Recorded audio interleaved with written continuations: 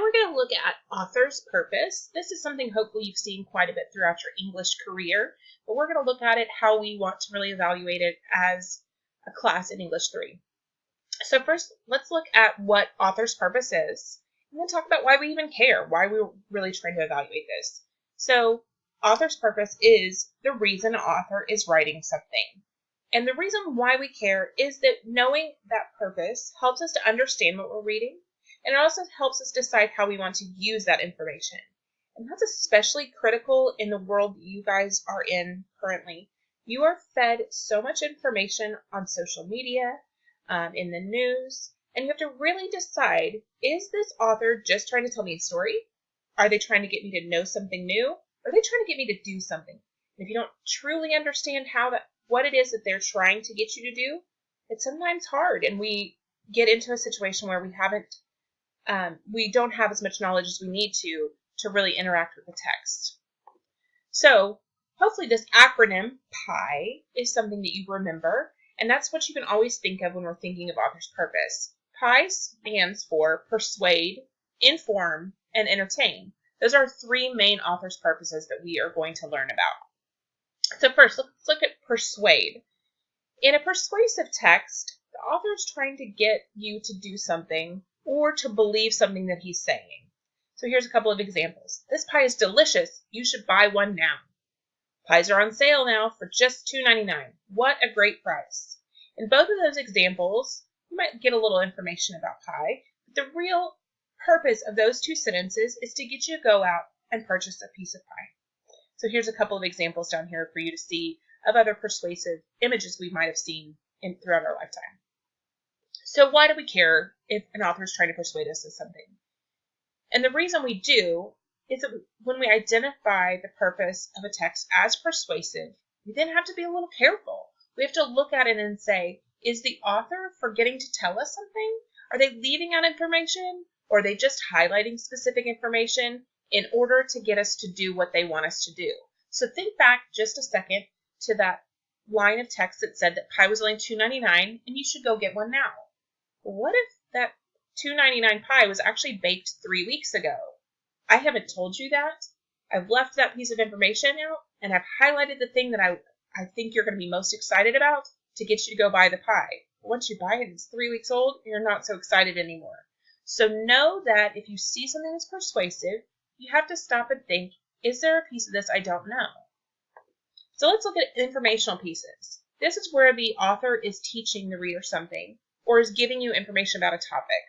So here we've got a couple of examples. The average American eats 6 slices of pie per year. Or, pie has been around since the ancient Egyptians. These are both just purely statements that are to teach you something about pie. And then entertainment. This is probably the easiest one for us to understand. It's just where the author is trying to get you to enjoy their reading.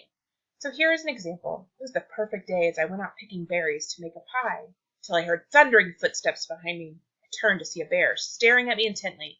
I suddenly felt my heart sink. So in this passage, there's purely just entertainment. We haven't learned anything new, and we certainly haven't been persuaded to do anything.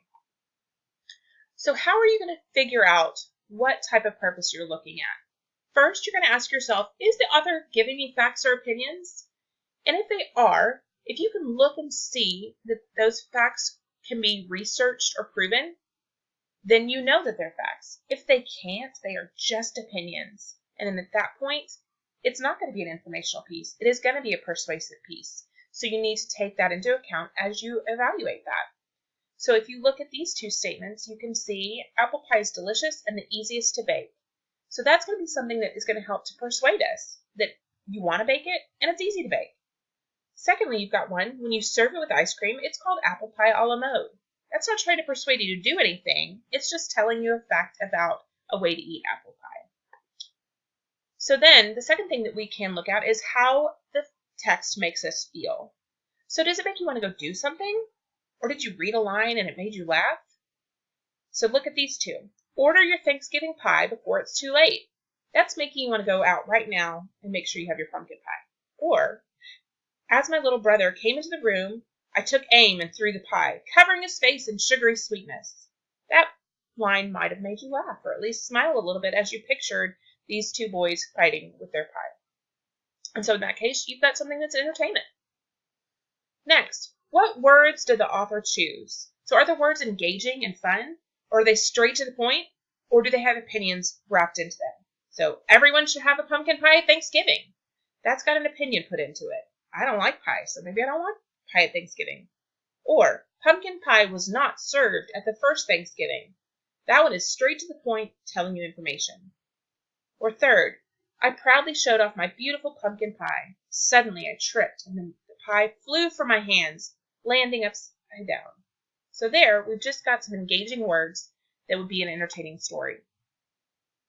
So in this last slide, I just wanted to show you that when you're looking at text and trying to evaluate them, perhaps on a STAR test or maybe on some of the questions you'll see within our course, the questions may not say, was the author trying to persuade you? Were they trying to inform you? Were they trying to entertain you? They're going to use other words. So if you see some of these words that are listed here, you may be looking at, knowing these words are going to help you to know what the author is trying, or the author of the question is trying to get you to look at. So if they say, was the author suggesting that you go out and purchase a pie for Thanksgiving? That word can kind of tip you off that that is looking at a persuasive text. So it's important for you to know these little trick words that they put in, because we aren't necessarily going to always see somebody ask you, was the author trying to persuade? Were they trying to inform? Were they trying to entertain? They're going to use kind of these other synonym words to help you to really figure out what part of that they're trying to get you to look at. So make sure you're aware of those as you start to look at these texts.